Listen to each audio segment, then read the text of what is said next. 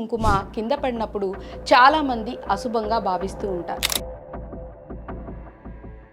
అందరికీ నమస్కారం. మన సనాతన ధర్మంలో కుంకుమను బొట్టుగానే కాకుండా సౌభాగ్యంగా కూడా భావిస్తూ ఉంటాం. అటువంటి కుంకుమ కింద పడినప్పుడు చాలా మంది అశుభంగా భావిస్తూ ఉంటారు. అంటే ఏదైనా జరగబోతుందేమో, ఏదైనా కీడు రాబోతుందేమో, ఏదైనా వినకూడని వార్త వినబోతామేమో అని భయపడుతూ ఉంటారు. అది కేవలం అపోహ మాత్రమే అని మన పెద్దలు చెప్తూ ఉన్నారు. అనుకోకుండా కుంకుమ కింద పడితే కనుక అలా పడిన ప్రదేశంలో భూమికి బొట్టు పెట్టి మిగతా కుంకుమను చెట్టులో వేయమని చెప్తున్నారు. ఇది దేనికి సూచిక అంటే భూమాత తనకి బొట్టు పెట్టమని చేసే సంకేతమని పెద్దలు చెప్తున్నారు. అలాగే ఏదైనా వ్రతం కానీ పూజ కానీ చేసే సమయంలో కుంకుమ కింద పడటం అత్యంత శుభకరమని చెప్తున్నారు. అది అమ్మవారి అనుగ్రహంగా భావించాలని కూడా చెప్తున్నారు. తానుగా అమ్మ మన చేత బొట్టు పెట్టించుకున్నట్లుగా భావించాలని అంటున్నారు. అంతటి అదృష్టాన్ని, అంతటి మంచి సంకేతాన్ని అశుభంగా భావించవద్దని కూడా చెప్తూ ఉన్నారు.